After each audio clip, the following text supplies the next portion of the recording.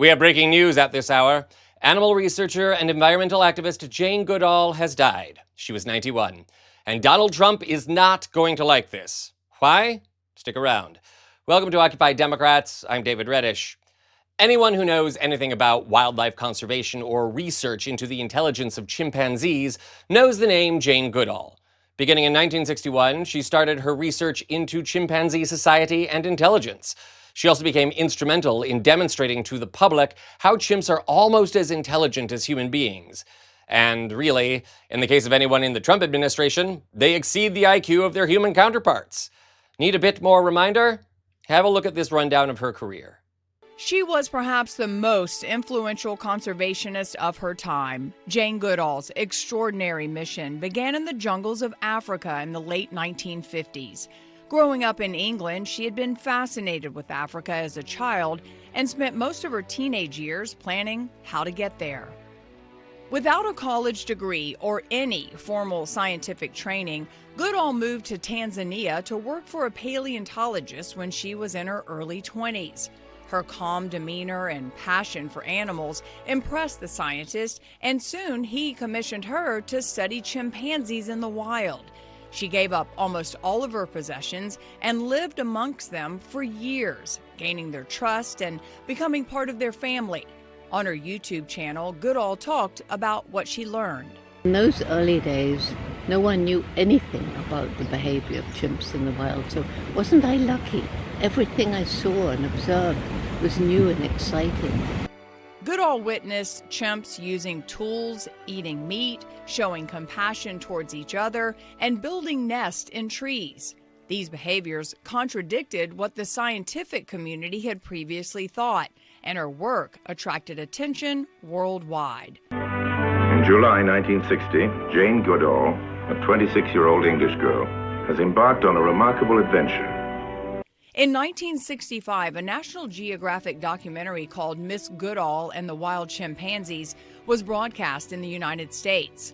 From that moment on, the public could not get enough of Goodall, her face appearing regularly on the cover of magazines and on TV. She spoke about this on 60 Minutes. There was definitely a bit of Beauty and the Beast. I mean, I know that. This young girl, and I see myself back then, I look at myself and I think, yeah, no wonder the men fell in love. I promise this does get political, so don't go away. And yes, President Taco is fuming. Moving on.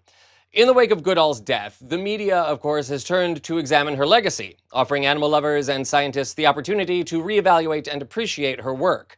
Of course, that leads to plenty of digging into the news archives, and now one of Goodall's most underappreciated clips has resurfaced.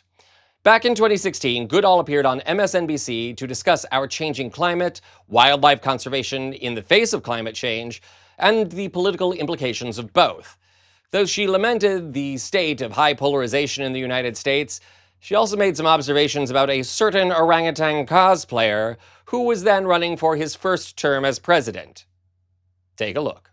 Where do you think we come down on that when you look at that here we are with all the technology and knowledge we have, America is a country with a huge footprint, nuclear arsenal, and this is, at least at one point in time, the person who, through the political process, excels?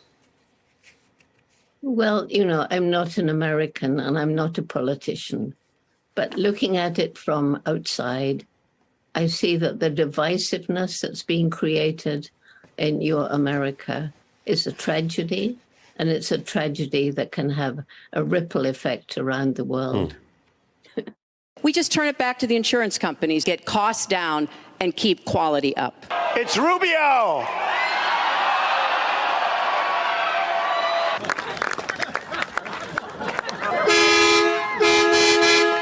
It's the greatest hoax ever in the history of our country. Here's she, huh? And here's Sleepy Joe, what?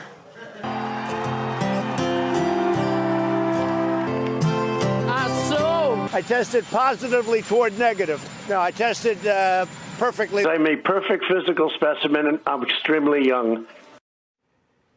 What do you see there?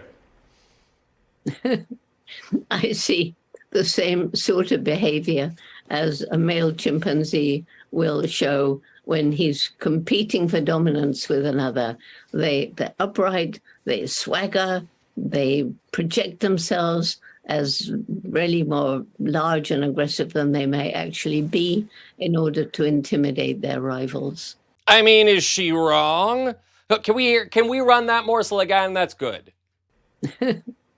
I see the same sort of behavior as a male chimpanzee will show when he's competing for dominance with another. They're upright, they swagger, they project themselves as really more large and aggressive than they may actually be in order to intimidate their rivals. Well, now, Dr. Goodall managed to explain in Donald Trump what scores of psychiatrists could not. The man is a foolish ape, which does explain the makeup. A foolish ape trying to show dominance and power over his rivals. Thankfully, that involves less poo-flinging in American politics. Though the way things are going these days, let's see how long that lasts. I wouldn't put it past Trump, would you? Moving on. I don't know how this kind of braggart swagger plays to apes, but fortunately we Homo sapiens do at least have the ability to know when a man is pretending to be strong and smart. For one thing, he doesn't need to talk about his physical prowess or his intelligence all the time. Those qualities are always self-evident, as they were in much better presidents. Use your imagination. Our hearts go out to the relatives and friends of Ms. Goodall, and we thank her spirit for her contribution to science and to humanity. Jane, wherever you are, thank you for the zoology lesson, especially the one about a stupid ape named Donald Trump. Remember to subscribe to our channel for more. This is Occupy Democrats.